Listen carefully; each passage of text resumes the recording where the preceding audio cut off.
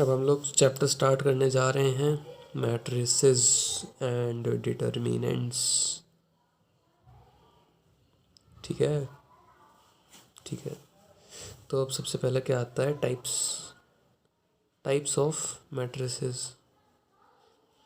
सबसे पहले स्क्वायर आता है, स्क्वायर। ठीक है, स्क्वायर मैट्रिक्स क्या होता है उसमें कि सेम नंबर ऑफ रोज और सेम नंबर ऑफ कॉलम्स होती हैं। से 3 × 3 की हो जाएगी, या 2 × 2 की मैट्रिक्स हो जाएगी, या 4 × 4 या 5 × 5 ऐसे की मैट्रिक्स हो गई, तो इसको स्क्वायर मैट्रिक्स बोलते हैं।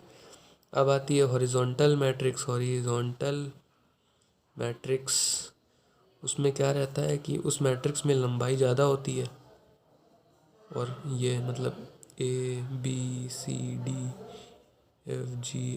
ये लंबाई ज़्यादा होती है, और ये जो चौड़ाई है वो कम होती है। और फिर आती है वर्टिकल मैट्रिक्स। वर्टिकल मैट्रिक्स में क्या होता है, उसकी लंबाई ज़्यादा होती है और चौड़ाई कम होती है। ABCDEF है ना, लंबाई में ज़्यादा होती है। फिर आता है रो मैट्रिक्स। रो मैट्रिक्स में क्या होता है, एक सिंगल रो होती है, ABCD है ना। फिर एक आता है कॉलम मैट्रिक्स। तो ऐसा ABCD, ये कॉलम मैट्रिक्स हो गया। ठीक है, फिर आती है डायगोनल मैट्रिक्स। डायगोनल मैट्रिक्स में क्या होता है कि डायगोनल मैट्रिक्स में ये होता है कि जो रो डायगोनल वाले एलिमेंट होता है ना, ABC, वो मतलब उनकी कुछ वैल्यू होती है, बाकी सब ज़ीरो है ना, ये सब ज़ीरो होते हैं। जैसे कि एग्जांपल के तौर पे 1 2 -1 0 0 0 0 0। ठीक है, तो मतलब डायगोनल एलिमेंट्स की वैल्यूज़ हैं, बट यहाँ बाकी ये वाले सब ज़ीरो हैं। और हम डायगोनल मैट्रिक्स को ऐसे भी लिख सकते हैं कि डायगोनल मैट्रिक्स जैसे ये भी हो सकती है। डायगोनल मैट्रिक्स की जो डेफिनेशन है वो ये कहती है कि ये वाला पार्ट और ये वाला पार्ट वो है, वो ज़ीरो होना चाहिए, क्योंकि हम लोग ये भी 0 0 0 0 0 0 0 0 0, ठीक है, इसको भी हम लोग डायगोनल मैट्रिक्स बोल सकते हैं, क्योंकि ये और ये ज़ीरो है। ठीक है, तो डायगोनल मैट्रिक्स की अगर कोई डेफिनेशन बोले, डायगोनल मैट्रिक्स, ठीक है, तो ये बोलता है कि द डायगोनल एलिमेंट्स में और may not be zero, but the rest of the elements should be zero. ठीक है, फिर बात आती है स्केलर मैट्रिक्स।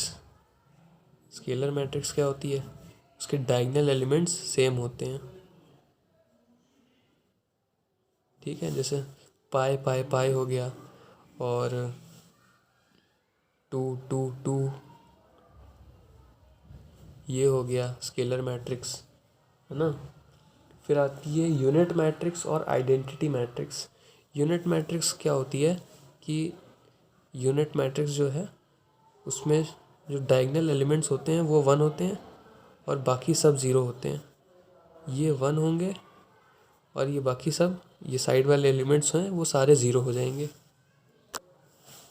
अब बारी आती है नल मैट्रिक्स की।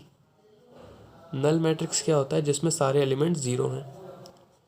वो स्क्वायर हो चाहे कैसा भी हो, स्क्वायर मैट्रिक्स हो चाहे ना हो, मतलब सारे एलिमेंट्स ज़ीरो होने चाहिए नल मैट्रिक्स के अंदर। और फिर बारी आती है upper triangular matrix. Upper triangular matrix में क्या होता है कि जैसे ABCDEFGHI ये एक मैट्रिक्स है, तो ये 3 एलिमेंट्स जो हैं इनकी वैल्यू ज़ीरो होनी चाहिए। बाकी इतने में कुछ भी हो उससे हमें फ़र्क नहीं पड़ता है, बट DGH की वैल्यू ज़ीरो होनी चाहिए।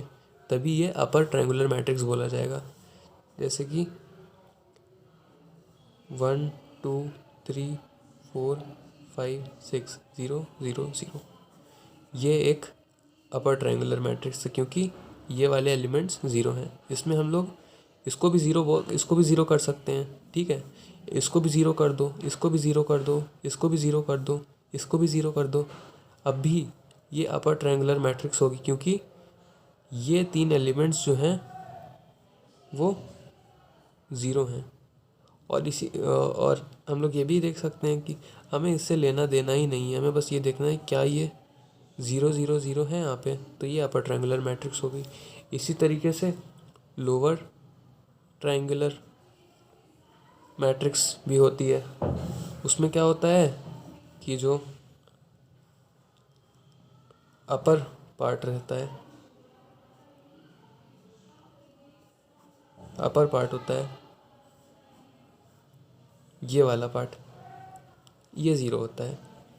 और जो लोअर ट्रायंगल होता है ना, उसकी कुछ वैल्यू होती है। अब जैसे कि अपने को दे दिया जाए एक जनरल डेफिनेशन क्या होती है अपर और लोअर ट्रायंगुलर मैट्रिक्स की, तो upper triangular matrix, lower triangular matrix, ठीक है। तो अपर ट्रायंगुलर मैट्रिक्स जो होती है उसमें क्या है कि ABCDEF GHI, ABCDEF GHI। तो अपर ट्रायंगुलर मैट्रिक्स में क्या होता है कि ये वाला पार्ट ज़ीरो रहेगा, और लोअर ट्रायंगुलर मैट्रिक्स में क्या होता है कि ये वाला पार्ट के जितने भी एलिमेंट्स हैं वो ज़ीरो रहेंगे। अब बारी आती है प्रॉपर्टीज़ ऑफ मैट्रिक्स एडिशन, ठीक है। तो ए और बी कोई मैट्रिक्स है तो उनको अगर हम लोग A+B करेंगे या B+A करेंगे, बात वही है। और A+B+C है कुछ, है ना, इसको हम लोग A+B+C करें या A+B+C करें, बात वही है। और इसमें हम लोग ये भी कर सकते हैं कि अगर जैसे अपने को दिया है A+B = A+C, इसका मतलब ये यहाँ पे हो सकता है कि B = C। और अब मल्टीप्लिकेशन की बात करें तो मल्टीप्लिकेशन A और B कोई दो मैट्रिक्स हैं तो AB = BA, मतलब कि मैट्रिक्स मल्टीप्लिकेशन जो होता है वो कम्यूटेटिव नहीं होता है।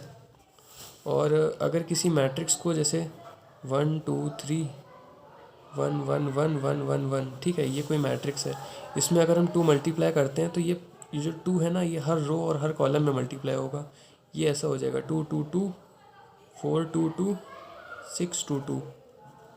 ये पूरा ये 2 है, ये इसमें इसमें इसमें इसमें इसमें इसमें इसमें इसमें इसमें सब में मल्टीप्लाई होगा 2। अब बारी आती है, अब देखो दो मैट्रिक्स का मल्टीप्लिकेशन पहले ही बता दिया था कि ए बी जो है वो बी ए के बराबर नहीं होता है। और हम लोग इसमें ये कर सकते हैं कि A × B+C जो है ना, इसको हम लोग ऐसे लिख सकते हैं AB + BC, AB + AC, है ना, AB + AC लिख सकते हैं। और ABC अगर हम लोग ऐसे लिखे हैं तो, और ABC की वैल्यू ABC के बराबर होगी, बट अगर हम AB × C या A × BC करते हैं तब भी बात वही रहती है। और ये एक इम्पॉर्टेंट प्रॉपर्टी है कि अगर AB की वैल्यू ज़ीरो है, इसका मतलब ये होता है कि इसका मतलब ये है कि A ज़ीरो हो सकता है या B ज़ीरो हो सकता है, या फिर A भी ज़ीरो है और B भी ज़ीरो है, दोनों ज़ीरो हो सकते हैं, या फिर A भी ज़ीरो नहीं है और B भी ज़ीरो नहीं है, ठीक है। A और B मतलब इसमें चारों पॉसिबिलिटीज़ हैं। बट अगर हम इसमें मॉड ऑफ AB = ज़ीरो करते हैं, ठीक है, तो इसमें ये पक्की बात होती है कि मॉड A ज़ीरो है, कि मॉड A ज़ीरो है और मॉड B भी ज़ीरो है। अगर मैं AB मैट्रिक्स का मल्टीप्लिकेशन जो है वो नल मैट्रिक्स आती है तो हम लोग ये पक्का कह सकते हैं कि मॉड A और मॉड B दोनों की वैल्यू ज़ीरो होगी, दोनों की वैल्यू यहाँ पे ज़ीरो हो जाएगी।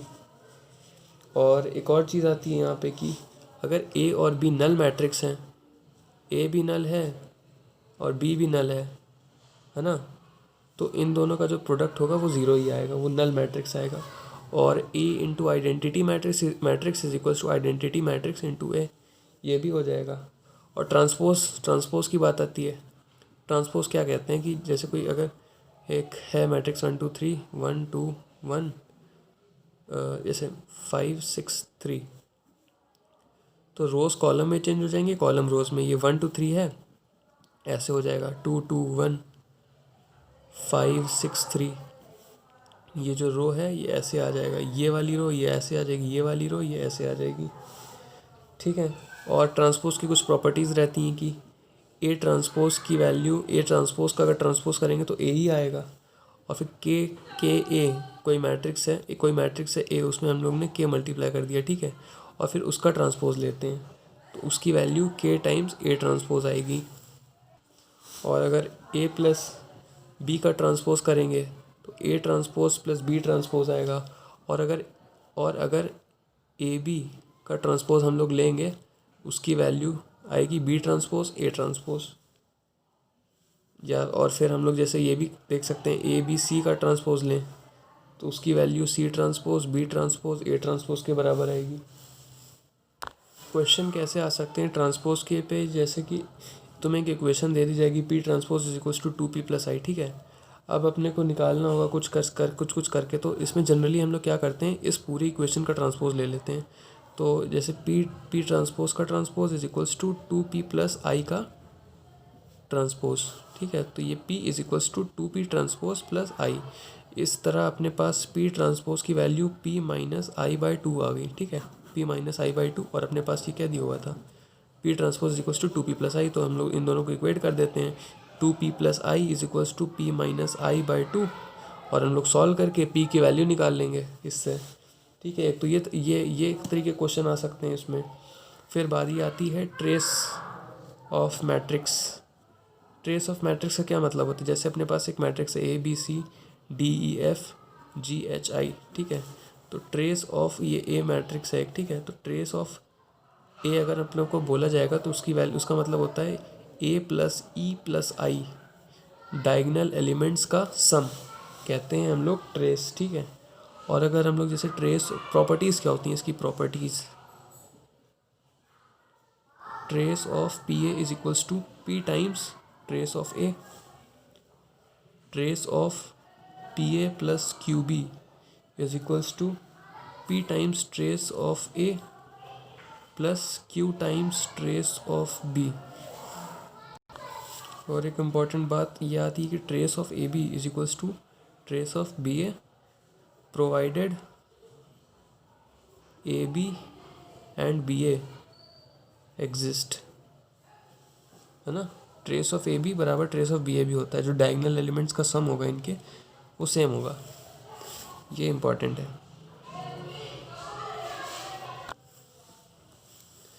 अब बारी आती है क्या, सम स्पेशल मैट्रिक्स, ठीक है।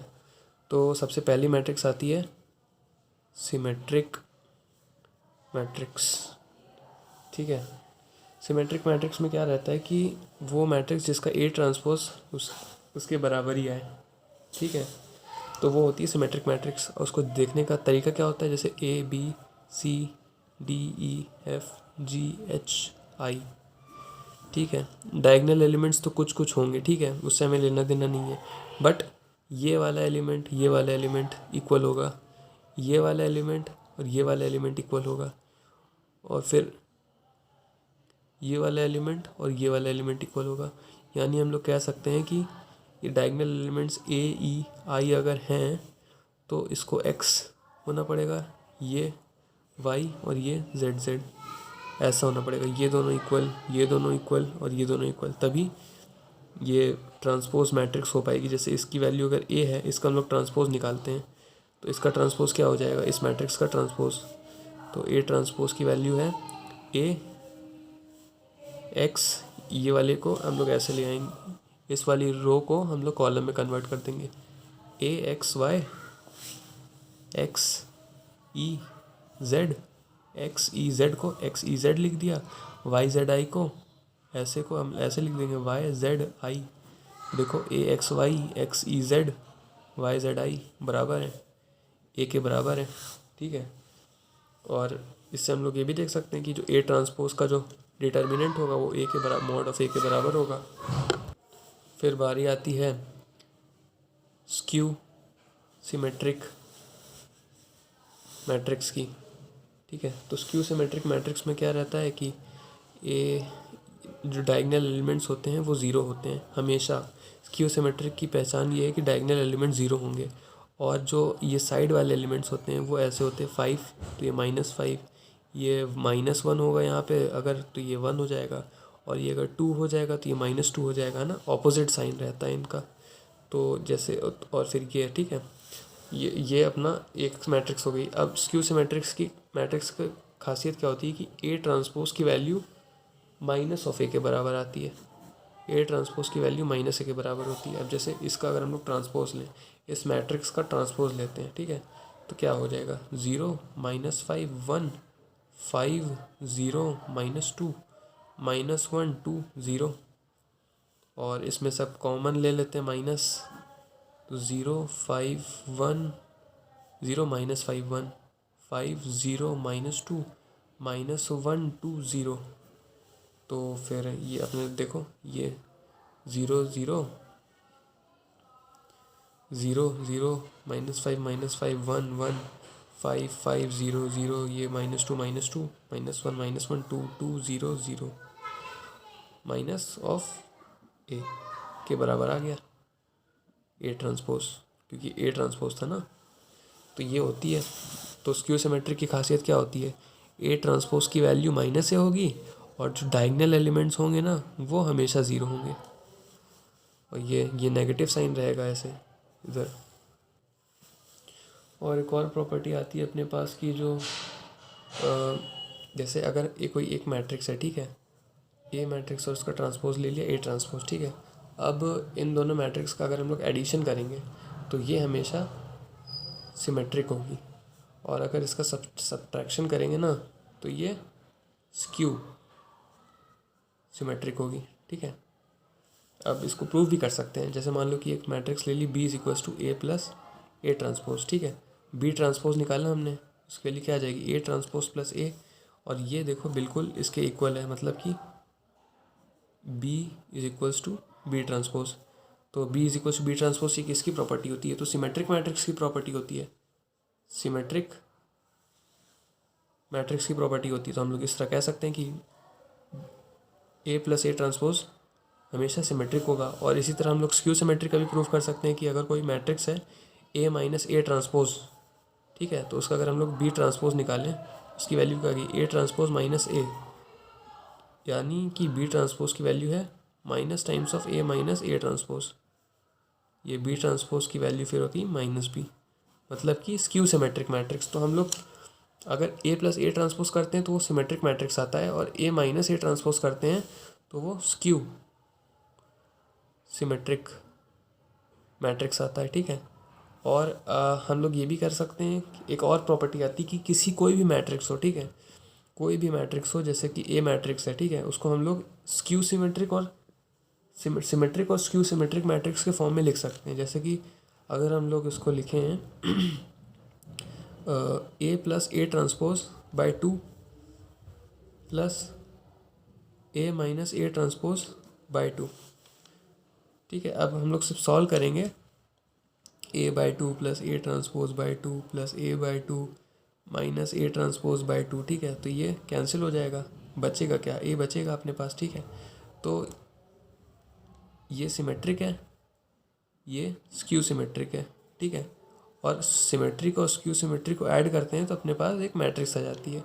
तो प्रॉपर्टी ये है कि कोई भी मैट्रिक्स हो उसका A + A ट्रांसपोज / 2 करें और A - A ट्रांसपोज / 2 करें, तो ये दो एक सिमेट्रिक होगी, एक स्क्यू सिमेट्रिक होगी। तो उसको हम लोग एक मैट्रिक्स को सिमेट्रिक और स्क्यू सिमेट्रिक मैट्रिक्स के फॉर्म में हम लोग रिप्रेजेंट कर सकते हैं, ठीक है। अब बात आती है एक और मैट्रिक्स की, ठीक है, वो क्या है,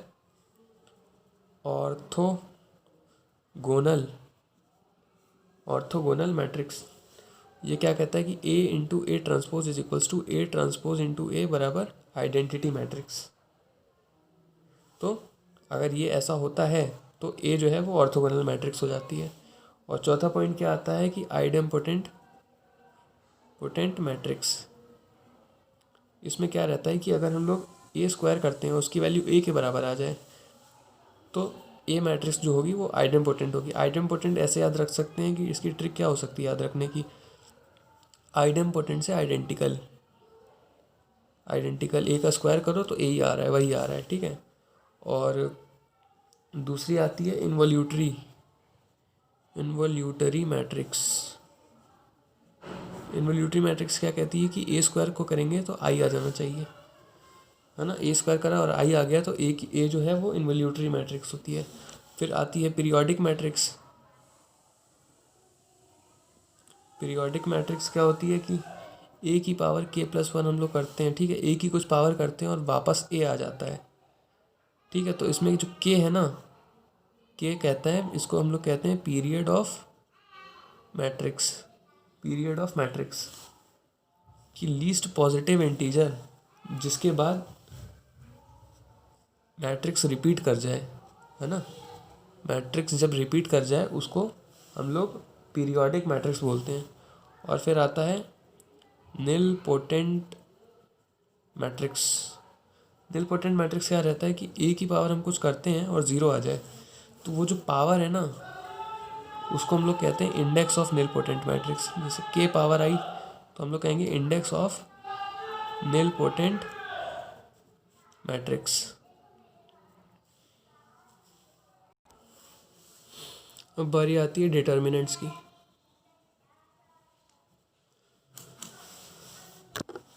डिटर्मिनेंट को हम लोग बोले हैं तो एक एनी नंबर होता है, ठीक है। एक नंबर होता है, उसको हम लोग कुछ डब्बे के फॉर्म में रिप्रेजेंट करते हैं, उसको हम लोग डिटर्मिनेंट बोलते हैं, ठीक है।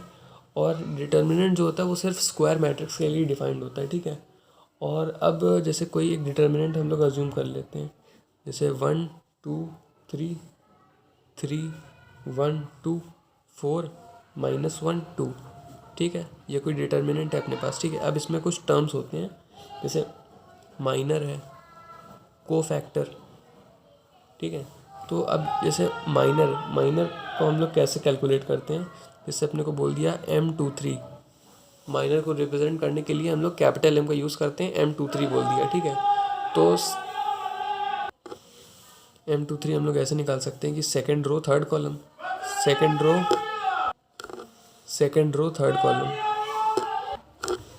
तो सेकेंड रो और थर्ड कॉलम को हम लोग कैंसिल कर देते हैं और बाकी जो भी बचता है, ठीक है, उसको हम लोग एक ऐसे बना देते हैं 1 2 4 -1 और सिर्फ क्रॉस मल्टीप्लाई करके हम लोग आंसर निकाल देते हैं। जैसे इसमें करेंगे -1 माइनस ऑफ 8 तो -9 आ गया। तो M23 की वैल्यू -9 है, ठीक है। और कोफैक्टर की बात करें और जैसे कोफैक्टर बोल दिया जाए कि C23 निकाल दो, C23, तो सेकेंड रो और थर्ड कॉलम को ऐसे काट दो, क्या बचता है 1 2 4 -1 ये बचता है।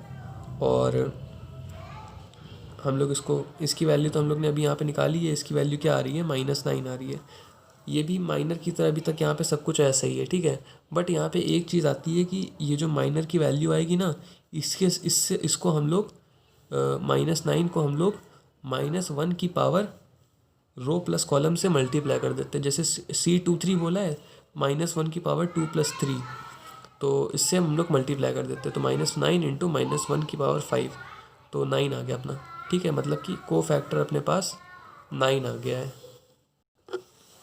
एक प्रॉपर्टी आती है डिटर्मिनेंट में कि जैसे ये जो डिटर्मिनेंट है इसको अगर हम सॉल्व कर रहे हैं तो इसकी वैल्यू हमने निकाल ली है, इसकी वैल्यू -13 आती है, ठीक है। बट अगर इसके रोज़ को हमने जैसे कि इसका निकाल के दिखाते हैं, जैसे क्या आएगा, डेल्टा की वैल्यू आएगी 1 2 + 2 -2 6 -8 + 3 -3 -4, ठीक है। ये आता है, ये क्या हो जाएगा, ये वाला पार्ट M1 है, ये वाला पार्ट M2 है, ये वाला पार्ट M3 है, ठीक है। जैसे यहाँ पे M1 की वैल्यू क्या है 4 है, M2 की वैल्यू क्या है -2 है और M3 की वैल्यू -7, ठीक है। तो अगर हम लोग हम लोग ने इससे मल्टीप्लाई करा था जब हम लोग निकाल रहे थे डेल्टा की वैल्यू, तो 1 माइनस 2 3 1 1 2 3 से मल्टीप्लाई कर रहे थे यहाँ पे, ठीक है। बट अगर हम लोग इन कोफिशिएंट्स की जगह इस रो के कोफिशिएंट से मल्टीप्लाई कर दें, या फिर इस रो के कोफिशिएंट से मल्टीप्लाई कर दें, आगे पीछे कैसे भी, मतलब 1 को इसमें मल्टीप्लाई कर दें, ये वाले 1 को यहाँ मल्टीप्लाई कर दें, ये वाले 3 को इसमें कर दें, ये वाले 2 को इसमें कर दें, तो अपने जो डिटर्मिनेंट की वैल्यू होगी ना वो हमेशा ज़ीरो आएगी। जैसे हम लोग चेक करते हैं कि जैसे डेल्टा की वैल्यू हम लोग निकालते हैं, ठीक है। 2 टाइम्स m1 कर देते हैं, 2 टाइम्स m1 तो 8 आ गया। फिर माइनस ऑफ 3 टाइम्स -2, ठीक है। अब क्या बचा, 1 बचा, प्लस ऑफ 1 टाइम -7, इसको हम लोग वैल्यू निकालें तो क्या आएगी, 8 + 6। इसको काट के दिखाते हैं, जैसे कि डेल्टा की वैल्यू हम लोग ने ऐसे ले ली, 3m1 - 1m2 + 2m3, ऐसे 3 1 2, ये माइनस तो रहता ही है बीच वाले डिटर्मिनेंट में। 3 टाइम्स ऑफ 4 माइनस m2 की वैल्यू -2 + 2 टाइम्स ऑफ -7, इसको हम लोग कैलकुलेट करें, 12 + 2 -14, ये अपने पास 0 आ गया। जैसे डेल्टा की वैल्यू हम लोग यहाँ पे ये लिखते हैं कि इसको चेंज भी कर दें आपस में, जैसे 1m1 कर दिया, 3m2 कर दिया और 2m3 कर दिया ना, तो m1 की वैल्यू क्या है, 4 है, -3 टाइम्स ऑफ m2 की वैल्यू क्या है, -2 है, ठीक है, और m3 की वैल्यू है -7, तो 4 + 6 -14। एक बात इसमें ध्यान रखने वाली बात है कि ये है, तो मेन कॉन्सेप्ट जो ये अभी तक जो बोला था, भूल जाओ, गलती हो गई। तो मेन कॉन्सेप्ट ये था कि अगर हम लोग ने m1 m2 m3 की वैल्यू निकाली है और हम लोग इसमें मल्टीप्लाई करने के बजाय इनसे मल्टीप्लाई कर देते इसी ऑर्डर में, कि m1 को इससे कर दिया, m2 को इससे कर दिया, m3 को इससे कर दिया, या फिर इसमें कर दिया कि m1 को इसमें, m2 को इसमें, m3 को इसमें, तो अपने पास जो डेल्टा आएगा ना वो हमेशा ज़ीरो आएगा, ये है। अब फिर बारी आती है कि multiplication of a scalar to a determinant, ठीक है, एक multiplication of a scalar to determinant, ठीक है। तो अब जैसे कि अपने पास एक डिटर्मिनेंट है 1 3 0 2 1 1 0 1 2, इसमें अगर हम लोग 2 भी करते हैं, ठीक है, तो जो 2 है ना ये किसी एक रो या किसी एक कॉलम में ही मल्टीप्लाई होगा, पूरे डिटर्मिनेंट में मल्टीप्लाई नहीं होगा। ये ऐसे हो सकता है 2 4 0 3 1 1 0 1 2, या तो फिर ये ऐसे हो सकता है कि 1 2 0 तो इसमें ही है, 6 2 2 0 1 2, या तो फिर ये ऐसे हो सकता है कि इसमें मल्टीप्लाई हो जाए 2 6 0 2 1 1 0 1 2, ये हो सकता है ना। तो किसी एक रो या किसी एक कॉलम में स्केलर मल्टीप्लाई होगा। अब बारी आती है प्रॉपर्टीज़ ऑफ डिटर्मिनेंट, ठीक है। तो डिटर्मिनेंट में ये रहता है कि अगर कोई जैसे कोई भी ऐसा डिटर्मिनेंट है जिसमें अगर कोई रो या कॉलम ज़ीरो है, जैसे कि अगर 1 2 3 0 0 0 2 3 -1, तो अगर ये कोई डिटर्मिनेंट है तो इसकी वैल्यू ज़ीरो हो जाएगी। या तो मान लो कि अगर 0 0 0 ऐसे होता और यहाँ पे 2 या फिर 8 होता, तो एक ज़ीरो यहाँ पे आ रहा है तो उस पूरे डिटर्मिनेंट की वैल्यू ज़ीरो हो जाएगी। और एक और चीज़ आती है कि मान लो कोई डिटर्मिनेंट है, जैसे उसमें 2 2 2 2 2 2 1 5 6, अगर दो कॉलम्स या दो रोज़ की वैल्यू जो है वो एकदम सेम है ना, तो उसकी वैल्यू भी ज़ीरो आ जाएगी। और इसमें इसको हम लोग ऐसे भी इंटरप्रेट कर सकते हैं कि मान लो इसकी जगह 2 2 2 होता, और जैसे 1 2 1 2 3 और 1 2 3 1 -1 5 ऐसे होता। अब देखो ये पूरी ये कॉलम और ये कॉलम सेम है, तो इसकी वैल्यू ज़ीरो हो जाएगी। और इसको हम लोग ऐसे भी डिज़ाइन कर सकते हैं कि 1 2 3 2 4 6 1 -1 1 5। मान लो इस तरह अपने पास डिटर्मिनेंट दिया है, ठीक है। अब हम लोग ने क्या प्रॉपर्टी पढ़ी है कि एक स्केलर अगर हम लोग कॉमन लेंगे तो एक रो से या एक कॉलम से कॉमन ले सकते हैं। अब हम लोग ये देखते हैं कि 1 2 3 और 2 4 6 ये दोनों प्रोपोर्शनल है। इसमें अगर हम लोग 2 कॉमन लेते हैं, 2 कॉमन 1 2 3 और 1 2 3, इस कॉलम से हमने 2 कॉमन लिए तो 1 2 3 आया, और 1 -1 5, ठीक है। तो अपने पास ये दोनों जो कॉलम्स हैं ये सेम हो गई, तो इस डिटर्मिनेंट की वैल्यू ज़ीरो हो गई। तो प्रॉपर्टी अपने पास ये निकल के आती है कि अगर दो रोज़ या दो कॉलम्स सेम हैं या प्रोपोर्शनल है आपस में, है ना, तो उस डिटर्मिनेंट की वैल्यू ज़ीरो हो जाएगी। और अगर जैसे एक और आता है कि अगर कोई डिटर्मिनेंट है ABCDEFGHI, और अगर उसके हमने दो रोज़ को आपस में इंटरचेंज कर दिया कि ADGCFIBEH, इसको इधर कर दिया, इसको हम इधर ले आए और इसको जो है इधर ले आए, ठीक है। तो इसकी वैल्यू डेट थी कुछ, ठीक है।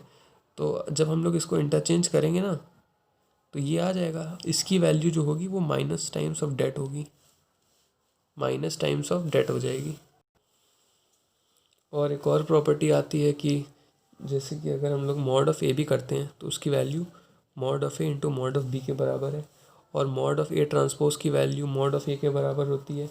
और अगर हम लोग के टाइम्स ऑफ ए का मॉड लेते हैं तो के की पावर एन मॉड ए आता है, ठीक है। अब ये कैसे आया कि देखो, अगर एक ऐसे एक मैट्रिक्स है, ठीक है, 2 2 2 4 2 2 4 4 2। अब इसमें से अगर हम लोग, नहीं ये नहीं, दूसरा लेते हैं। जैसे कोई मैट्रिक्स है 1 2 1 1 1 1 2 1 1, ठीक है। अब इसमें हमने 2 मल्टीप्लाई कर दिया मैट्रिक्स में, तो क्या हो जाएगा 2 4 2 2 2 2 4 2 2, ये अपने पास आ गया, ठीक है। अब इसका हम लेंगे मॉड डिटर्मिनेंट ले लिया, तो ये ऐसे डिटर्मिनेंट, ठीक है। अब डिटर्मिनेंट में तो हम लोग को पता था कि कॉमन लेते हैं तो एक ही रो से कॉमन लेते हैं। 2 1 कॉमन लिया, इससे 1 1 2, इससे कॉमन लिया तो एक और 2 आ जाएगा बाहर। 2 1 1, इससे कॉमन लिया तो एक और 2 आ जाएगा, 1 1 1, ठीक है। तो 2 क्यूब, और ये मॉड ऑफ क्या आ गया, ये 1 2 1 1 1 1 2 1 1, ये ए मैट्रिक्स आ गया, तो मॉड ऑफ ए। तो यही प्रॉपर्टी कहती है। एन, यहाँ पे एन क्या है, ऑर्डर ऑफ मैट्रिक्स है। और एक और प्रॉपर्टी होती है ए की power Z is equals to determinant of A की पावर जेड। जैसे कि ऐसा लिख सकते हैं, ए स्क्वायर का जो मॉड होगा मॉड ए का स्क्वायर होगा, मतलब कि मॉड ए इंटू मॉड ए, ऐसा इसके बराबर हो जाएगा। तो कुछ इम्पोर्टेंट रिजल्ट्स आते हैं, ठीक है। अब अगर कोई ए मैट्रिक्स है, ये क्या है, स्क्यू सिमेट्रिक, ठीक है, स्क्यू सिमेट्रिक है, ठीक है। और इसका ऑर्डर जो है वो ऑड है, जैसे 3 या 5, तो इसका जो मॉड होगा वो ज़ीरो होगा। स्क्यू सिमेट्रिक मैट्रिक्स का जिसका ऑड ऑर्डर है वो ज़ीरो होगा।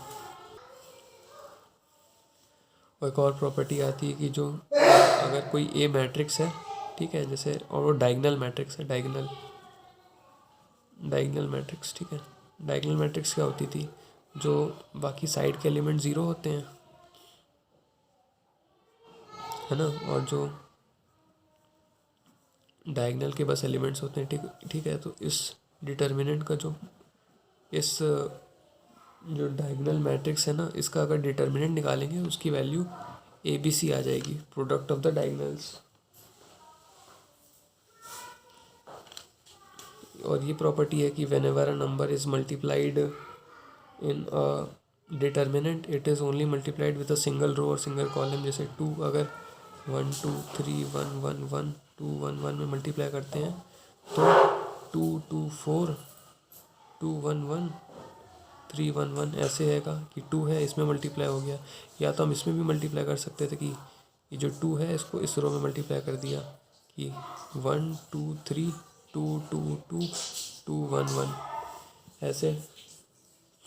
अब फिर आता है singular singular and non singular matrix.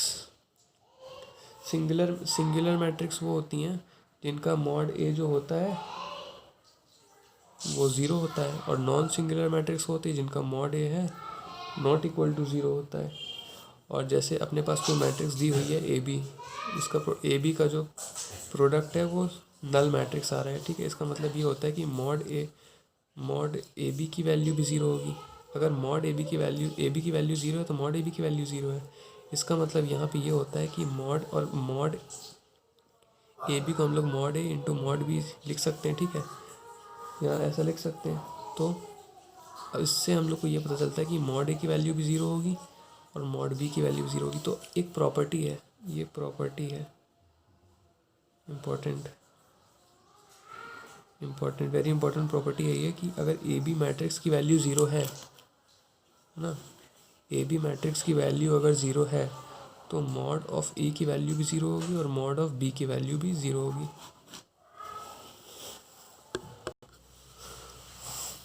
और ये अपने पास एक क्वेश्चन है कि determinant of A alpha plus B C B alpha plus C A alpha plus B alpha plus C zero is equals to zero.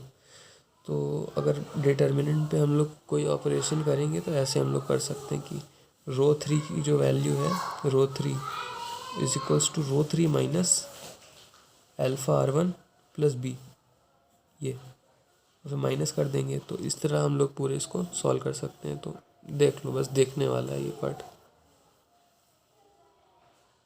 और अगर एक और चीज़ आती है इसमें कि जैसे अगर अपने पास डिटर्मिनेंट में 1 1 1 आ गया ना, तो समझ लो कि बस इन 1 1 से इस रो से माइनस कर दो, ज़ीरो आ जाएगा।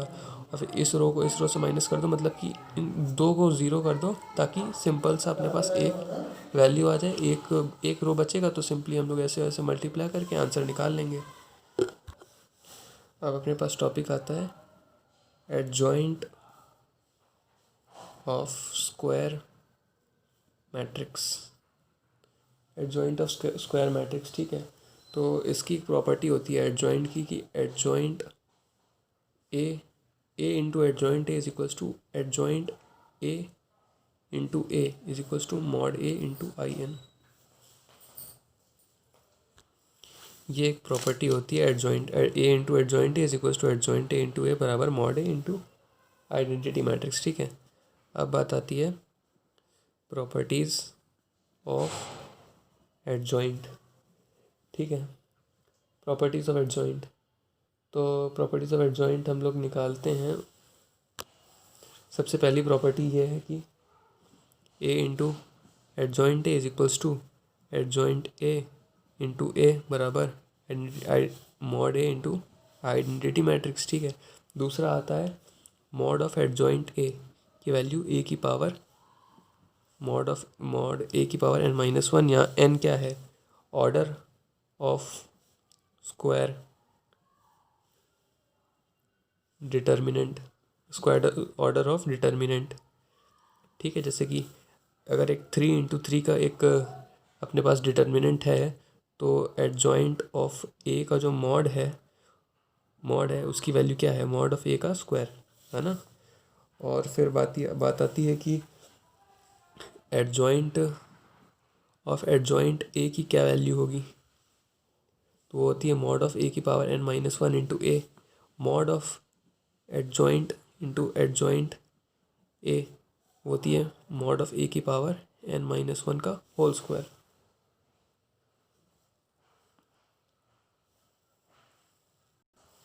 यहाँ पे एडजॉइंट ऑफ एडजॉइंट ए की वैल्यू n-1 नहीं n-2 होती है।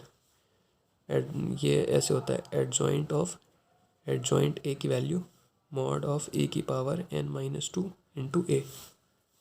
ये मॉड ऑफ ए की पावर n-2 इंटू ए। फिर adjoint A into adjoint of adjoint A की वैल्यू मॉड इसका determinant adjoint of A mod A की पावर n-1 होल स्क्वायर। फिर एडजॉइंट ऑफ ए ट्रांसपोज की वैल्यू एडजॉइंट ऑफ ए का transpose होता है, और एडजॉइंट ऑफ ए बी की value adjoint of B into adjoint of A के बराबर है। फिर एड आता है एडजॉइंट ऑफ ए की power m is equals to adjoint of A whole की पावर m, है ना। और फिर आता है एडजॉइंट ऑफ के ए इज इक्वल्स टू के की power n-1 into adjoint of A, K की power n-1 into adjoint of A. और अगर पूछा जाए कि एडजॉइंट मैट्रिक्स होती क्या है, तो एडजॉइंट मैट्रिक्स को हम लोग बोल सकते हैं कि एडजॉइंट ऑफ ए, ठीक है, this is transpose of cofactor matrix. हम लोग जैसे जो ए मैट्रिक्स है, ए जो डिटर्मिनेंट है, ए जो मैट्रिक्स है, ठीक है, ए मैट्रिक्स का हम लोग हर एलिमेंट का कोफैक्टर निकालेंगे और उस एलिमेंट के कोफैक्टर की जगह वो पोजीशन पे रख देंगे, ठीक है।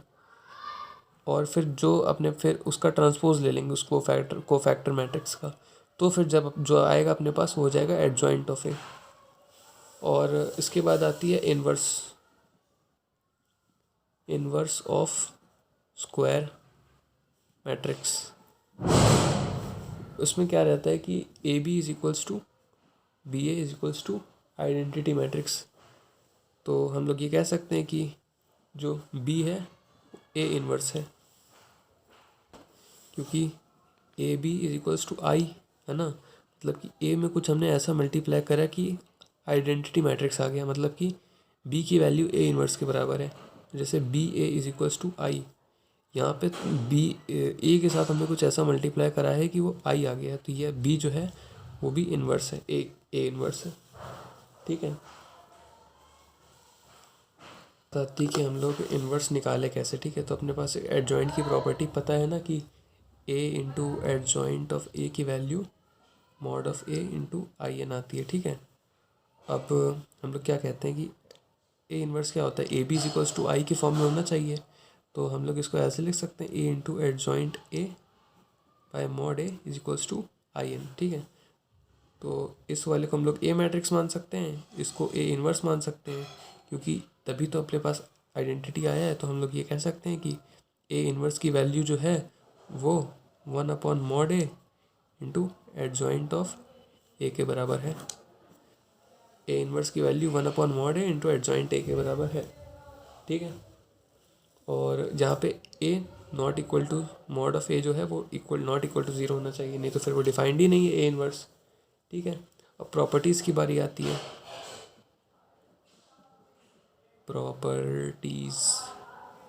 प्रॉपर्टीज़ की बारी आती है। प्रॉपर्टीज़ क्या कहता है, फॉर एवरी इन्वर्टेबल मैट्रिक्स, जैसे ए है, ये इन्वर्टेबल है, इसका इन्वर्स एग्जिस्ट करता है, तो उसका इन्वर्स एक यूनिक इन्वर्स होगा।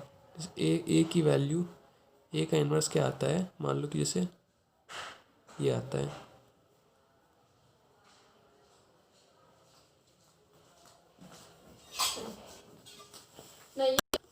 अगर ए कोई मैट्रिक्स है और उसका इन्वर्स ये है, ठीक है, उसका इन्वर्स ये है, तो किसी और मैट्रिक्स का इन्वर्स इसके बराबर नहीं हो सकता।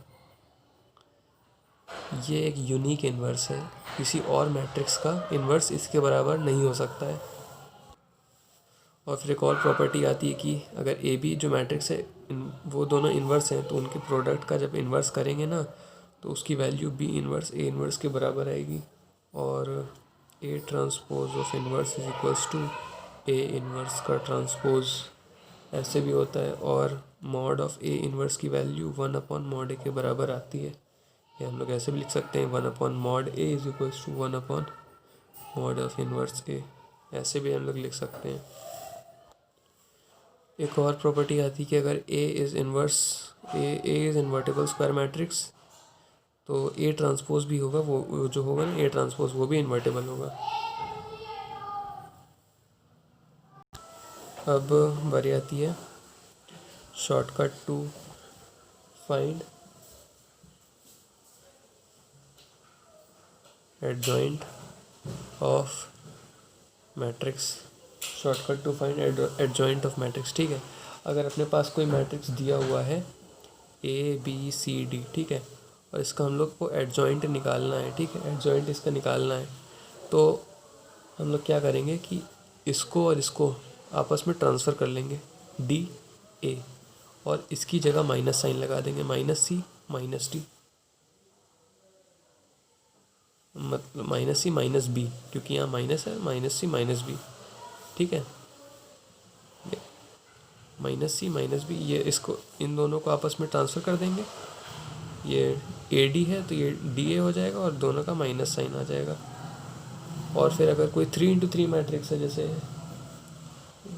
1 -1 0 2 3 -2 -2 0 1, ये कोई मैट्रिक्स है, ठीक है, अपने पास, और इसका हम लोग को एडजॉइंट निकालना है, ठीक है। तो हम लोग क्या करेंगे, सबसे पहले तो ये जो है इसको ऐसे एज इट इज़ लिख देंगे, 1 2 -2 -1 3 0 0 -2 1। फिर हम लोग क्या करेंगे कि जो फर्स्ट 2 कॉलम्स हैं उनको यहाँ पे लिख लेंगे, 1 -1 0 2 3 -2।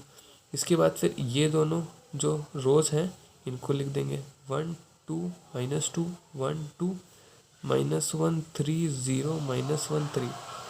फिर जो आउटर कॉलम है उसको हटा देंगे, ठीक है। अब फिर हम लोग क्या करेंगे कि 3 × 1, और इससे ये इसको ऐसे 3 ये 0, तो यहाँ पे 3 आ गया। फिर बारी आती है ये इंटू ये, तो 4 -2 क्या आएगा, 2 आएगा। तो अब क्योंकि हम लोग यहाँ नीचे गए हैं, तो ये 4 माइनस ये, तो 2 आया अपने पास, इसकी वैल्यू 2 आई, तो हम लोग यहाँ पे 2 यहाँ लिखेंगे। जब हम लोग इधर ऐसे जा रहे हैं तो वैल्यू इस तरह लिखेंगे, और फिर ये 0 हो जाएगा, और +6, तो यहाँ पे 6 आ जाएगा, तो ये 6 यहाँ लिख देंगे। और फिर यहाँ पे देखो 0 ये 1, तो इसकी वैल्यू अपने पास 1 आ जाएगी, तो 1 यहाँ लिख देंगे। फिर 1 -0, तो 1 आ गई, तो 1 यहाँ लिख दिया। 2 -0, 2 यहाँ लिख दिया। फिर आता है 2 -0, तो 2 यहाँ लिख दिया। 0 -2, तो 2 यहाँ लिख दिया। 3 -2, तो यहाँ 5 लिख देंगे, तो ये आ जाएगा एडजॉइंट ऑफ ए। अब बारी आती कैले हैमिल्टन थ्योरम, ठीक है। कैले हैमिल्टन थ्योरम क्या कहता है कि इससे हम लोग को इन्वर्स फाइंड होने में आसानी होती है, ठीक है। क्या कह रहा है कि every square matrix satisfies a specific polynomial equation known as characteristic equation, ठीक है। तो पी लैम्डा करके कोई इक्वेशन है, ठीक है, उसको हम लोग कैसे लिखेंगे कि mod of A minus lambda I. I क्या है, यहाँ पे आइडेंटिटी मैट्रिक्स है, लैम्डा कोई स्केलर है, ठीक है, और ए अपनी पास जो मैट्रिक्स दी हुई है, ठीक है, ये है। और अगर कोई देखो जैसे लिखा है 3 × 3 matrix will satisfy a cubic equation while 2 × 2 matrix will satisfy a quadratic equation, ठीक है। तो इसको हम लोग ये अपना इस तरह का कुछ आएगा, और इसमें फिर हम लोग ए मैट्रिक्स सब्स्टिट्यूट कर देंगे, तो फिर आ जाएगा अपने पास ये। तो हम लोग इसको सवाल कैसे सॉल्व करेंगे इससे, ठीक है। तो इसमें हम लोग ऐसे, जैसे कि अपने पास एक मैट्रिक्स दी हुई है ये, अब हम लोग को ये प्रूफ करना है, और हैंस फाइंड ए इनवर्स, ठीक है। तो हम लोग कैरेक्टरिस्टिक इक्वेशन लिख देंगे, mod of A minus lambda I की वैल्यू 0 है, ए की वैल्यू क्या है ये यहाँ पे लिख दिया, माइनस लैम्डा आई की वैल्यू ये हो जाएगी और इसको हम लोग 0 के बराबर पुट कर देंगे। तो फिर इसको सॉल्व करने पे 1 माइनस लैम्डा और ये 1 - लैम्डा आ जाएगा, बाकी सारे एलिमेंट्स वैसे ही रह जाएंगे। फिर इस पूरे को 0 के बराबर कर दिया। अब इस डिटर्मिनेंट को हम लोग सॉल्व कर लेंगे। सॉल्व करने पे अपने पास ये आ रहा है, ठीक है। अब फिर इसको जब हम सॉल्व करते हैं तो अपने पास फाइनल इक्वेशन जो है वो ये बन के आती है, ठीक है। अब देखो 5 - लैम्डा इंटू 1 + λ² = 0। अब क्योंकि अपने को क्या प्रूफ करना है कि स्क्वायर, तो अपने को एक क्वाड्रेटिक इक्वेशन लानी पड़ेगी। अब क्योंकि 1 + λ का होल स्क्वायर हो या 1 + λ हो, बात तो वही है, 0 तो रहेगा ही। अगर वो 0 है तो उसकी वैल्यू 0 ही रहेगी। तो हम लोग स्क्वायर को हटा देते हैं, ठीक है। तो क्योंकि हम लोग को अपनी इक्वेशन को सेकेंड डिग्री में रिड्यूस करना है, तो फिर हम लोग 5 - λ इंटू 1 + λ = 0, इसको खोलते हैं हम लोग, फिर सॉल्व करते हैं तो अपने पास λ² -5 - 4 λ -5 = 0 ये आ जाता है, ठीक है। अब लैम्डा की जगह पे हम लोग ए सब्स्टिट्यूट कर देते, क्योंकि एक कैरेक्टरिस्टिक इक्वेशन है तो सेटिस्फाई करना चाहिए ए को, मैट्रिक्स ए को, इस इक्वेशन को। तो हम लोग ए मैट्रिक्स पुट कर देते हैं, A² -4A -5I, क्योंकि आई तो आइडेंटिटी मैट्रिक्स हो जाएगा, इसकी वैल्यू 0 हो जाना चाहिए। तो वही हम लोग को प्रूफ करना था, देखो, ठीक है। अब इससे हम लोग को इन्वर्स फाइंड करने में कैसे मदद मिलेगी, तो हम लोग क्या करते हैं कि इस साइड दोनों साइड हम लोग ए इन्वर्स मल्टीप्लाई कर देंगे।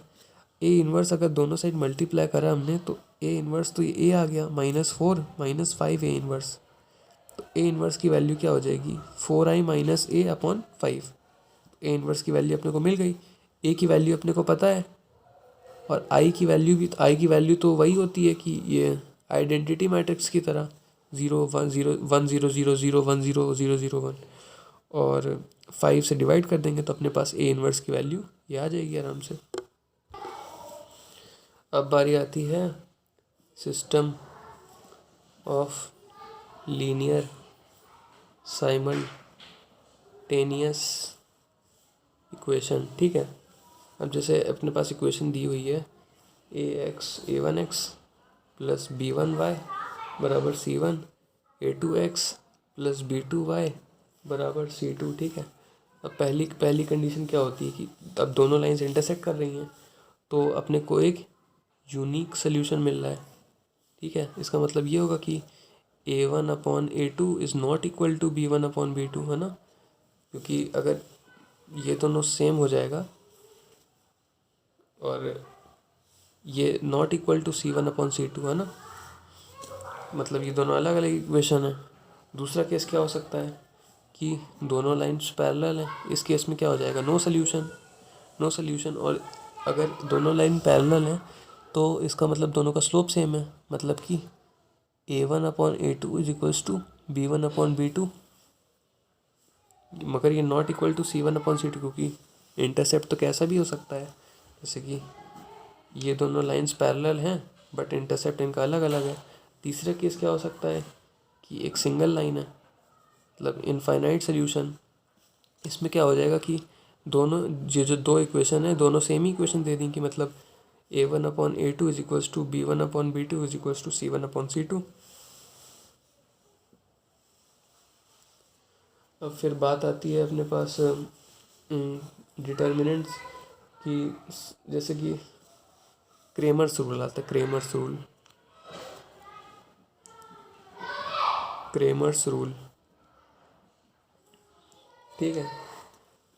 इसमें क्या रहता है, जैसे अपने पास इक्वेशन दी हुई है a1x + b1y + c1z = d1, a2x + b2y + c2z = d2, a3x + b3y + c3z = d3, ठीक है।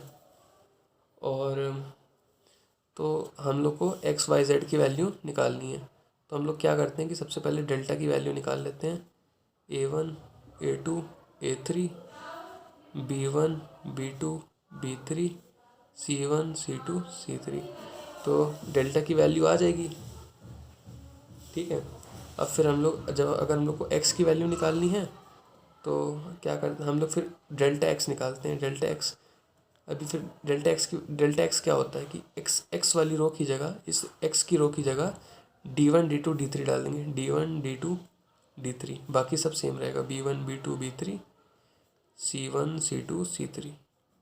और फिर डेल्टा वाई की वैल्यू क्या हो जाएगी, A1 A2 A3 D1 D2 D3 C1 C2 C3।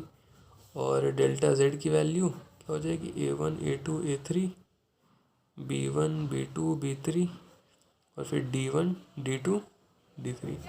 और जहाँ अब हम लोग को x की वैल्यू निकालनी है तो x की वैल्यू हम लोग कैसे निकालेंगे, delta x upon delta y की value delta y upon delta z की value delta z upon delta, ऐसे हम लोग निकाल लेंगे। और यहाँ पे दो केस आते हैं, ठीक है। केस वन ये है कि अगर डेल्टा की वैल्यू ज़ीरो नहीं है तो हम लोग को यूनिक सोल्यूशन मिलेगा, मतलब डेल्टा की वैल्यू ज़ीरो नहीं है तो एक्स वाई जेड का हम लोग को यूनिक सोल्यूशन मिलेगा, ठीक है। और अगर डेल्टा की वैल्यू ज़ीरो है, जैसे डेल्टा की वैल्यू अगर ज़ीरो हो गई है ना, और डेल्टा एक्स डेल्टा वाई और डेल्टा जेड में इनकी भी वैल्यू ज़ीरो हो गई, इन डेल्टा की वैल्यू भी ज़ीरो हो गई, delta X delta Y delta Z की वैल्यू भी ज़ीरो हो गई, तो अपने पास ट्रिवियल सोल्यूशन आ जाएगा, मतलब इनफाइनाइट सोल्यूशन, है ना। बहुत सारे सोल्यूशन, मतलब कुछ भी वैल्यू डाल दो इनफाइनाइट सोल्यूशन आएगा, क्योंकि अपने पास फिर 0/0 फॉर्म बन जाएगा हर सब में, 0/0 फॉर्म, है ना। तो इनफाइनाइट सोल्यूशन अपने पास आ जाएंगे, इनफाइनाइट सोल्यूशन। और अगर डेल्टा की वैल्यू ज़ीरो है, ठीक है, और डेल्टा एक्स या डेल्टा वाई या डेल्टा जेड में से कोई एक वैल्यू नॉन ज़ीरो निकल आई, मतलब कि जैसे 23/0 टाइप की कुछ वैल्यू अपने पास आ गई ना, तो फिर इक्वेशन, ये जो तीन इक्वेशन है इनका नो सोल्यूशन हो जाएगा, कोई सोल्यूशन ही नहीं रहेगा इनका फिर। अब आता है होमोजीनियस इक्वेशन, ठीक है। तो होमोजीनियस इक्वेशन क्या होता है, जैसे A1x plus B1y plus C1z की value zero, A2x plus B2y plus C2z की value zero, A3x plus B3y plus C3z की वैल्यू ज़ीरो, ये तीनों वैल्यू ज़ीरो रहती हैं, ठीक है। इस तरह के इक्वेशन को हम लोग बोलते हैं होमोजीनियस इक्वेशन, ठीक है। अब इसमें जो डेल्टा है उसकी वैल्यू क्या है, A1 A2 A3 B1 B2 B3 C1 C2 C3, ठीक है। डेल्टा की वैल्यू ये है। और डेल्टा एक्स की वैल्यू क्या हो जाएगी, एक्स वाले की जगह ये वाला पार्ट पुट कर देते हैं, 0 0 0 B1 B2 B3 C1 C2 C3, ठीक है। अब क्योंकि यहाँ पे 0 0 0 आ जाएगा, इसका मतलब डेल्टा एक्स की वैल्यू ज़ीरो होगी, क्योंकि अगर डिटर्मिनेंट में एक भी रो या कॉलम ज़ीरो हो गया तो पूरे डिटर्मिनेंट की वैल्यू ज़ीरो हो जाती है। तो इस हिसाब से डेल्टा एक्स और डेल्टा वाई और डेल्टा जेड तीनों की वैल्यू ज़ीरो हो जाएगी। बस डेल्टा की जो डेल्टा है अपने उसके पास उसकी कुछ वैल्यू हो जाएगी, ठीक है, उसकी कुछ वैल्यू होगी। तो हम लोग क्या देख सकते हैं कि जैसे एक्स की वैल्यू क्या है, होती है क्रेमर रूल के हिसाब से delta x upon x, y की delta y by y, z की डेल्टा जेड बाय जेड, ठीक है। तो अब क्या पहला केस क्या आता है, केस वन। अब केस वन तो ये है कि अगर डेल्टा की वैल्यू ये यहाँ पे डेल्टा होगा, डेल्टा की वैल्यू अगर ज़ीरो नहीं है ना, मतलब कि अपने पास कुछ ऐसा फॉर्म बनता है कि 0/23 या 0/5, डेल्टा की वैल्यू मान लो 23 है या 5 है तो 0/5, ठीक है। तो फिर इस केस में तो जैसे कि ये क्या हो जाएगा 0/5, ये हो जाएगा 0/5, ये भी हो जाएगा 0/5, है ना। तो XYZ तीनों की वैल्यू XYZ तीनों की वैल्यू ज़ीरो आ गई, मतलब कि ये अपने हम लोग बोलते हैं तीनों की XYZ तीनों इक्वेशन में हम लोग ज़ीरो डालेंगे तभी ज़ीरो आएगा, तो ये हम लोग बोलते हैं ट्रिवियल सोल्यूशन। इसको हम लोग बोलते हैं ट्रिवियल सोल्यूशन, मतलब बेकार सा फालतू का सोल्यूशन है, ठीक है। केस टू क्या आता है, केस टू में ये आता है कि अगर डेल्टा की वैल्यू ज़ीरो हो गई, डेल्टा की वैल्यू अगर ज़ीरो हो गई और डेल्टा एक्स की वैल्यू तो पहले से ही ज़ीरो है, तो 0/0 यहाँ पे भी फॉर्म बन जाएगा, 0/0 0/0, तो इसमें हम लोग को इनफाइनाइट सोल्यूशन मिल जाएंगे, इनफाइनाइट मिनी सोल्यूशन, ठीक है। और जैसे पेपर में क्वेश्चन आता है कि बोला गया है कि in a homogeneous equation in a homogeneous equation in the question it is given that it has non-zero solution, ठीक है। मतलब कि एक होमोजेनियस इक्वेशन है, उनकी नॉन ज़ीरो सोल्यूशन है, ठीक है। तो हम लोग क्या देखते हैं कि उसकी सोल्यूशन मतलब क्या, दो केस क्या आते हैं कि एक तो तीनों की वैल्यू ज़ीरो है ना, या तो फिर इनफाइनाइट सोल्यूशन आते हैं। और बोला गया है कि हम इसको ये होमोजेनियस इक्वेशन के नॉन ज़ीरो सोल्यूशंस आ रहे हैं। इसका मतलब ये हुआ कि इनफाइनाइट सोल्यूशन वाला जो पार्ट है उसमें लाई कर रहा है, तो डेल्टा की वैल्यू हम लोग ज़ीरो कर देंगे और आंसर निकाल लेंगे। अब बारी आती है कुछ अब सब सॉल्व मतलब सोल्यूशन सारे ख़त्म हो गए, ठीक है। अब कुछ स्पेशल डिटर्मिनेंट्स की बारी आती है, स्पेशल फॉर्म्स ऑफ डिटर्मिनेंट्स, ठीक है। स्पेशल डिटर्मिनेंट्स पे क्या आते हैं, जैसे कोई डिटर्मिनेंट है 1 1 1 X Y Z X square Y square Z square, तो इसकी वैल्यू याद कर लेना, X minus Y Y minus Z Z minus X. और अगर कोई डिटर्मिनेंट है 1 1 1 X Y Z X cube Y cube Z cube, तो इसकी value X minus Y minus Z Z minus X plus Y plus Z हो जाएगी। और अगर कोई डिटर्मिनेंट अपने पास दिया हुआ है ऐसा ए बी सी ए, ऐसे नहीं, ए बी सी है, उसके बाद बी सी ए, फिर सी ए बी, जैसे कि ए बी सी है, फिर ए यहाँ पे चला गया, बी सी पीछे आ गया, फिर ये जो ए आगे चला गया, बी सी जो है वो यहाँ पे आ गया, फिर बी आगे चला गया और जो सी ए है वो यहाँ पे आ गया। इसकी वैल्यू क्या होती है, minus times of A cube plus B cube plus C cube minus times of 3 ABC, ठीक है। ये हो जाती है वैल्यू अपनी। और फिर कुछ प्रॉपर्टीज़ आती हैं, जैसे कि अपने पास अगर A cube plus B cube plus C cube minus 3 ABC दिया हुआ है, ठीक है, तो इसको हम इसकी वैल्यू जो होती है A plus B plus C A square plus B square plus C square minus A B minus B C minus C A. और इसको हम लोग ऐसे भी लिख सकते हैं 1/2 times of A plus B plus C A minus B whole square plus B minus C whole square plus C minus A whole square, ठीक है। और एक और तरीका है इसमें, A plus B plus C का होल स्क्वायर जो होता है वो A square plus B square plus C square plus 2AB plus 2 times of A B plus B C plus C ए, ये होती है एक प्रॉपर्टी।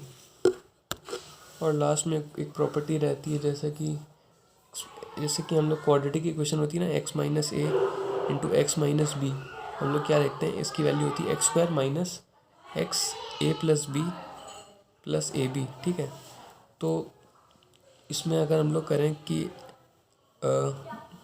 ए और बी जो है roots of the equation, quadratic equation बोला जाएगा इसमें, तो सम ऑफ द रूट्स की बात अगर हम लोग करें ए प्लस बी, उसकी वैल्यू क्या हो जाएगी,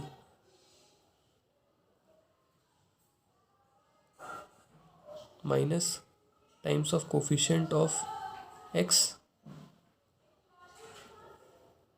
upon coefficient of x square. और प्रोडक्ट ऑफ फ्रूट्स की वैल्यू जो होती है माइनस, वो क्या होती है, कोफिशिएंट, प्रोडक्ट ऑफ फ्रूट्स क्या ए बी होता है, तो उसको हम लोग कहते हैं कोफिशिएंट ऑफ मतलब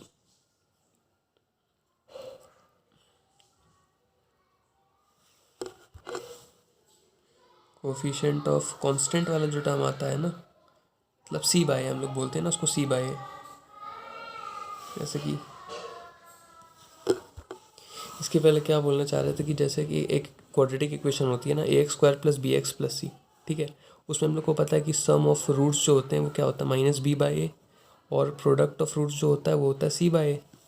अब जैसे कि एक क्यूबिक इक्वेशन हुई, x minus alpha x minus beta x minus gamma, ठीक है, तो इज इक्वल्स टू 0, ठीक है। अब जैसे तो इसमें क्या होगा, ये क्यूबिक इक्वेशन है, इसके रूट्स क्या होंगे, अल्फ़ा बीटा गामा। अब जैसे इस क्यूबिक इक्वेशन को हम लोग मल्टीप्लाई करते हैं, तो अपने पास क्या आता है, x cube minus x square alpha plus beta plus gamma plus x, alpha beta, beta gamma, gamma alpha minus times of alpha beta gamma. ठीक है, तो अब यहाँ पे अगर हम लोग देखें कि जो सम ऑफ रूट्स है ना, alpha plus beta plus gamma, उसकी value minus times of coefficient of x square upon coefficient of x cube होगी। और अल्फ़ा बीटा गामा जो प्रोडक्ट ऑफ रूट्स है उसकी value minus times of constant upon coefficient of x cube हो जाएगी। तो अगर कोई भी इक्वेशन हो, मान लो कि एक्स की पावर 6 प्लस 5x की power 5 plus 6x 4 plus 3x cube plus 2x square plus x plus 1 ये है, और इसमें पूछा जाए कि सम ऑफ रूट्स क्या है, तो सिंपली हम लोग क्या कर देंगे, ये जो हाईएस्ट पावर के बाद जो नंबर आता है ना, हाईएस्ट पावर के बाद जो नंबर आता है इसका कोफिशिएंट देखो, और जो हाईएस्ट पावर का कोफिशिएंट है उससे डिवाइड कर दो। और अगर ये इवन है, पावर हाईएस्ट पावर इवन है, तो यहाँ माइनस साइन लगा दो। अगर मान लो जैसे कि यहाँ पे ऑड होता तो हम लोग ये माइनस साइन ना लगाते। और अगर प्रोडक्ट ऑफ रूट्स की बात होती है, प्रोडक्ट ऑफ रूट्स, तो अगर यहाँ पे ऑड पावर होती है तब भी हम लोग माइनस लगाते हैं। जो सम ऑफ रूट्स होता है वो हमेशा माइनस ऑफ हाईएस्ट वाले से एक पावर कम का कोफिशिएंट अपॉन हाईएस्ट वाले का कोफिशिएंट होता है। और जो प्रोडक्ट ऑफ रूट्स की जो वैल्यू होती है, प्रोडक्ट ऑफ रूट्स, उसकी वैल्यू बस जो लास्ट में जो कांस्टेंट टर्म बचता है वो अपॉन कोफिशिएंट ऑफ हाईएस्ट वाला। तो जैसे कि अपने में कोई क्यूबिक इक्वेशन दे दी, ठीक है, जैसे कि 4x cube minus 3x square plus 4x plus 1, ठीक है। अब इसमें पूछा गया जाएगा हमको कि सम ऑफ रूट्स क्या हैं, ठीक है। तो सम ऑफ रूट्स इसमें हो जाएगा कोफिशिएंट ऑफ जो हाईएस्ट ऑड है, ये देखो ऑड है ना, सम ऑफ रूट्स है तो माइनस बी बाई होता है, minus times of -3/4। Sum of roots की वैल्यू हो गई 3/4। प्रोडक्ट ऑफ रूट्स की बात ठीक है, प्रोडक्ट ऑफ रूट्स की बात बाद में होगी। और फिर जैसे एक ये तो क्यूबिक हो गई। अब जैसे क्वाड्रेटिक की बात करें कि 4x square plus 2x plus 1, ठीक है। अब इसमें अगर पूछा जाए कि सम ऑफ रूट्स की वैल्यू क्या है, तो -2/4 -1/2 हो जाएगा। और अगर इसमें पूछा जाए कि प्रोडक्ट ऑफ रूट्स क्या होगा, प्रोडक्ट ऑफ रूट्स होगा अगर ऑड पावर है तो प्रोडक्ट ऑफ रूट्स होगा minus times of constant upon highest power का जो कोफिशिएंट है वो। और इसमें जो प्रोडक्ट ऑफ रूट्स होगा ना, उसकी वैल्यू जब अगर इवन पावर है, हाईएस्ट वाली पावर जो इवन है, तो उसमें जो प्रोडक्ट ऑफ रूट्स होगा उसकी वैल्यू हो जाएगी कांस्टेंट अपॉन हाईएस्ट पावर का कोफिशिएंट। बस ये हो गया, पूरा चैप्टर ख़त्म।